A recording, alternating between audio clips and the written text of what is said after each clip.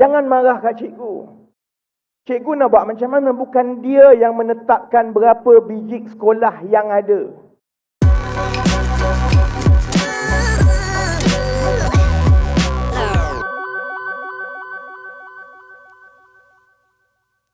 Saya tahu semua sedar sekarang, kita ada satu kes, cikgu tu digombak, Cikgu Fadli ya. Cikgu yang betul-betul minat, curahkan segala tumpuan dia, jiwa raga dia untuk dia mengajar di sekolah. Dan saya faham sebab kakak saya pun cikgu. Kalau cikgu macam biasa, yang di bawah ini, yang ada rekod yang baik sehingga Kementerian Pendidikan pun iktiraf, bila dia menyuarakan pandangan dia, bukan orang nak dengar, bukan kerajaan nak kata baik, kamu datang sila bagi pandangan. Dia dapat surat. Saya selalu dapat surat, saya faham perasaan dia bila dapat surat.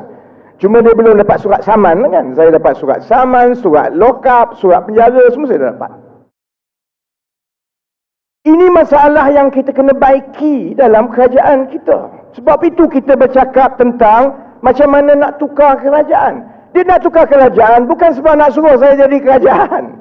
Apa yang Cikgu Fadli sebut semua betul. Soal beg budak sekolah berat, betul.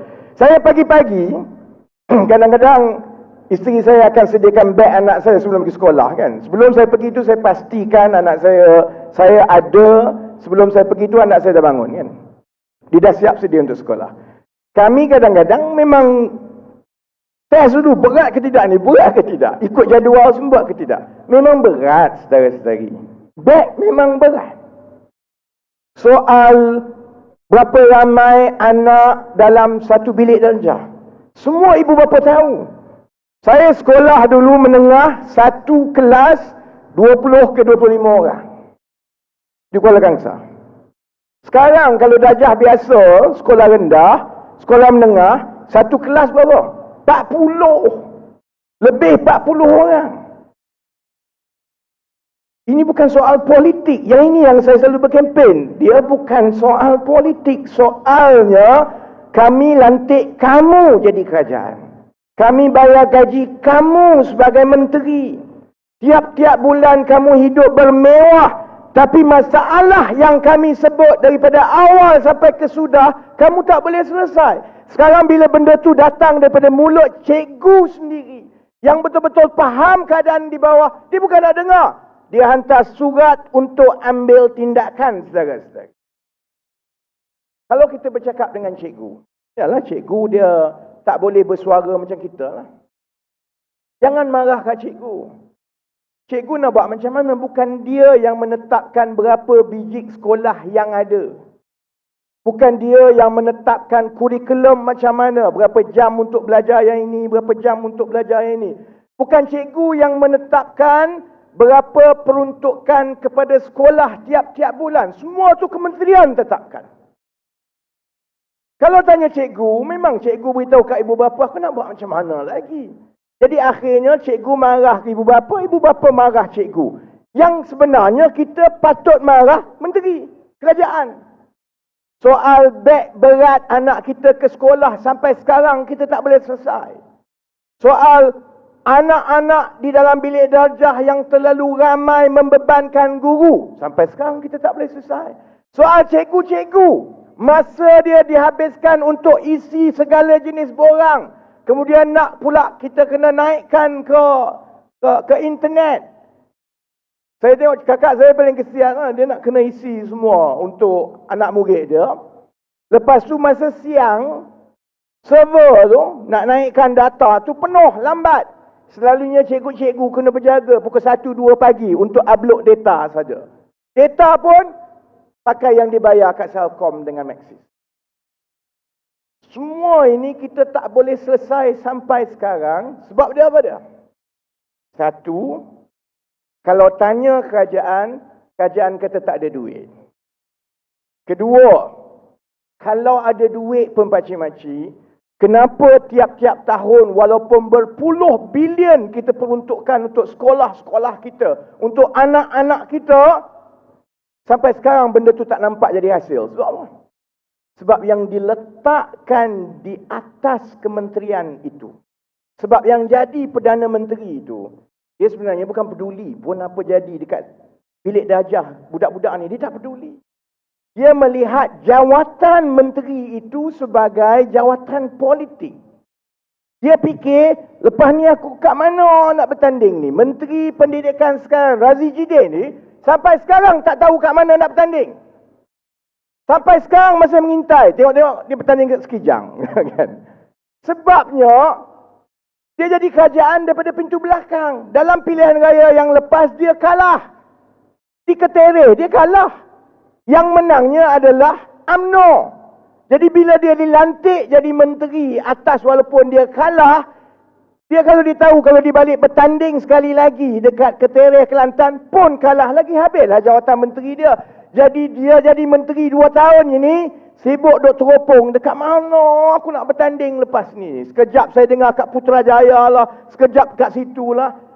Bila masa dia ada tumpuan untuk betul-betul fikir macam mana nak selesaikan soal anak kita, bilik darjah, mutu dan kebajikan guru.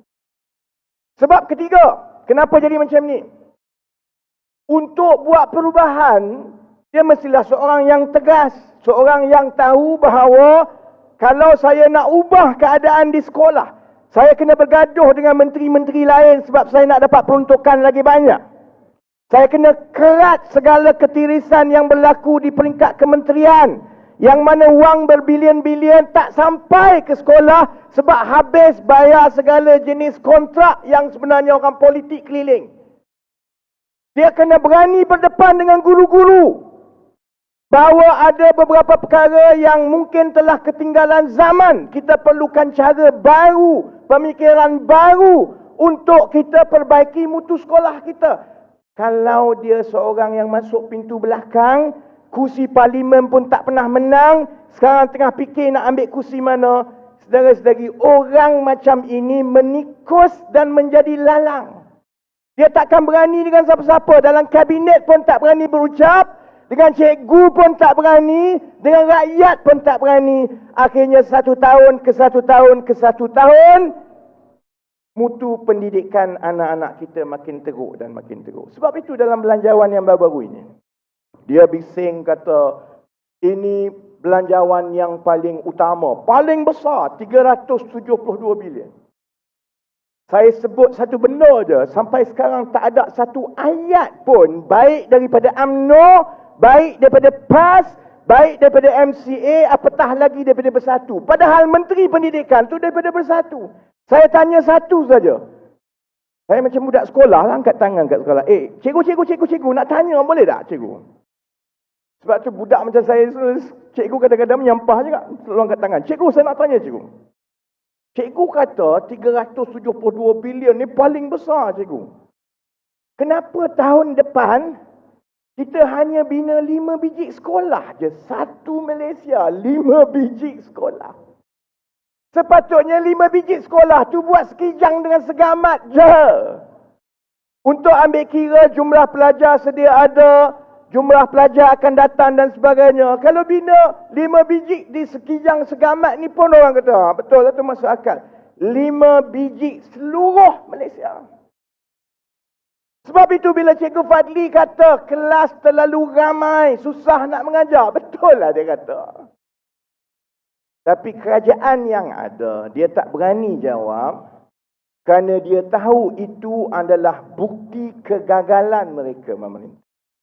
Duit makin banyak, hutang makin banyak. Saya Ibrahim beritahu, kita akan bayar hutang besar, 1MDB akan datang. Wang sebenarnya ada, tapi diselewengkan dan dibazirkan untuk perkara-perkara macam. Sebab itu, kalau saya minta supaya orang ramai, macam Hadir ni, adik kakak semua, buang undi jangan fikir pasal parti. Buang undi, fikir pasal anak kita. Fikir pasal sekolah. Fikir pasal tanah kita. Lepas ni saya sebut tentang Felda.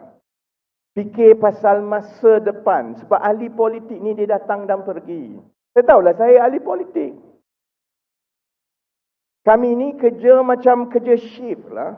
Shift kami masuk lah, kami buat kerja lah. Bila shift kami dah habis, maka orang politik berlalu lah. Tapi kalau semasa kita letakkan seseorang itu untuk pegang amanah, dia tak buat, masalah itu timbul dan terus berlarutan. Akhirnya yang jadi mangsa adalah kita sebagai ibu bapa dan anak-anak kita.